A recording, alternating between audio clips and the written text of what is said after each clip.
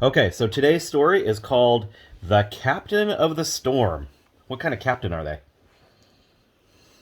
A captain of a ship. Of a little ship? Yeah, let's find out. How many people do you see on the ship? 1, 2, 3. 1, 2, 3. The captain of the ship. The sun was going down. The air was warm and still. No, Let's go across the lake, Jesus said to his the friends. captain of the storm. Oh, the captain of the storm. Yeah. Let's go across the lake, Jesus said to his friends.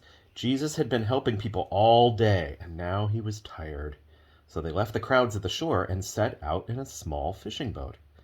Jesus climbed into the boat to take a nap. As soon as his head touched the pillow, he fell fast asleep. Do you think Jesus snored on the boat? What do you think? Not sure. Not sure, yeah. It was a beautiful evening.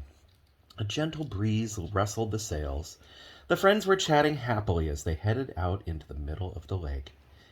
Everything was perfect. Just right for a nice, quiet sail. Whoa. They were only about halfway across when out of nowhere, whirling winds swept across the lake, fierce and strong like a hurricane. A blinding blinding flash of lightning lit up the sky. Thunder roared right overhead. The storm blew the water into towering waves that hurtled the little boat up, up, up, and then sent it hurtling, crashing back down, down, down. Look at those mountainous waves.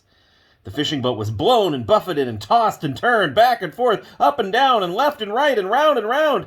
And in the middle of the storm, Jesus was still sleeping. How could anybody sleep in a storm like that? Hold on. Look. Jesus is like... Oh, one of the people. That's one of his friends. Is hanging onto the mast. Oh my goodness, hanging onto the mast. Look at that. That's crazy sauce. Oh my goodness. Jesus is silly. Now, Jesus' friends had been fishermen all their lives, but in all their years fishing on the lake, they had never once seen a storm as big as this one. No matter how hard they struggled with their ropes and sails, they couldn't control the little boat. This storm was too big for them. Oh my goodness, look at that. There's a close-up. But the storm wasn't too big for Jesus. Help! They screamed. Wake up! Quick, Jesus! Jesus opened his eyes. Rescue us! Save us! They shrieked. Don't you care? Of course Jesus cared. And this was the very reason he had come. To rescue them and to save them. Jesus stood up and spoke to the storm.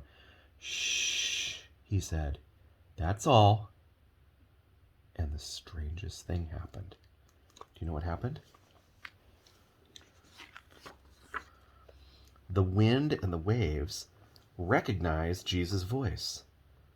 They had heard it before, of course. It was the same voice that made them in the very beginning. They listened to Jesus and they did what he said. Immediately the wind stopped. The water calmed down.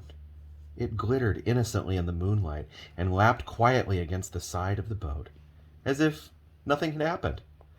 The little boat bobbed gently up and down. There was a deep stillness and a great quiet all around. Then Jesus turned to his wind-torn friends. Why were you scared? He asked. Did you forget who I am? Did you believe your fears instead of me? Jesus' friends were quiet as the wind and the waves. And into their hearts came a different kind of storm. What kind of man is this? They asked themselves anxiously. Even the winds and the waves obey him, they said, because they didn't understand. They didn't realize yet that Jesus was the Son of God. Jesus' friends had been so afraid they had only seen the big waves.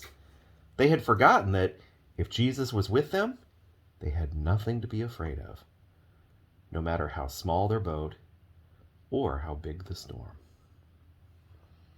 Oh, look at that. Nice moon in the sky. Yep. So the next one is called Filled Full. What's the fill full while we wait